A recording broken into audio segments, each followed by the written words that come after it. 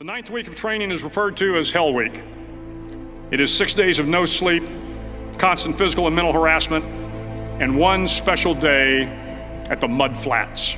The Mud Flats are an area between San Diego and Tijuana where the water runs off and creates the Tijuana Sloughs, a swampy patch of terrain where the mud will engulf you.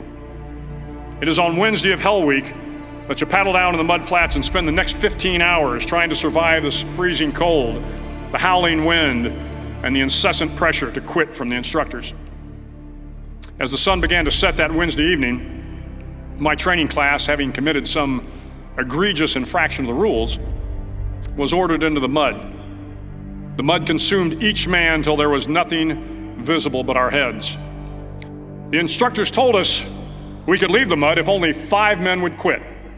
Only 5 men, just 5 men, and we could get out of the oppressive cold. Looking around the mud flat, it was apparent that some students were about to give up. It was still over 8 hours till the sun came up. 8 more hours of bone-chilling cold. The chattering teeth and the shivering moans of the trainees were so loud, it was hard to hear anything.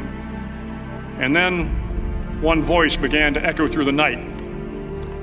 One voice raised in song. The song was terribly out of tune, but sung with great enthusiasm.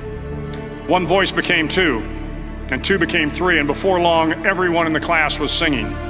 The instructors threatened us with more time in the mud if we kept up the singing, but the singing persisted.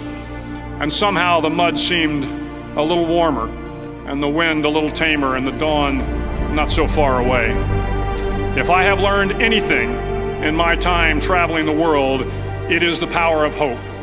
The power of one person, a Washington, a Lincoln, King, Mandela, and even a young girl from Pakistan, Malala. One person can change the world by giving people hope. So if you want to change the world, start singing when you're up to your neck in mud. During the land warfare phase of training, the students are flown out to San Clemente Island, which lies off the coast of San Diego. The waters off San Clemente are a breeding ground for the great white sharks. To pass SEAL training, there are a series of long swims that must be completed. One is the night swim.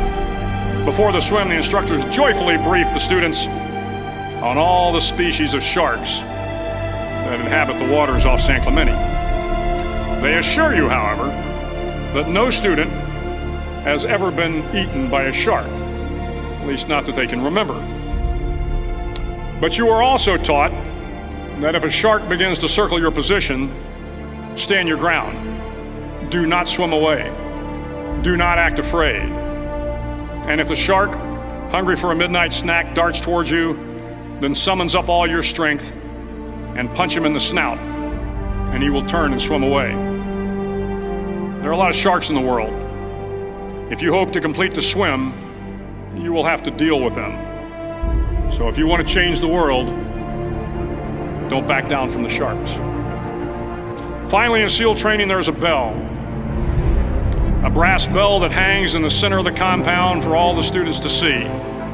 All you have to do to quit is ring the bell. Ring the bell, and you no longer have to wake up at 5 o'clock. Ring the bell, and you no longer have to be in the freezing cold swims. Ring the bell, and you no longer have to do the runs, the obstacle course, the PT, and you no longer have to endure the hardships of training. All you have to do is ring the bell to get out. If you want to change the world, don't ever, ever ring the bell. It will not be easy. Start each day with a task completed. Find someone to help you through life. Respect everyone. Know that life is not fair and that you will fail often. But if you take some risks, step up when the times are the toughest, face down the bullies, lift up the downtrodden, and never ever give up.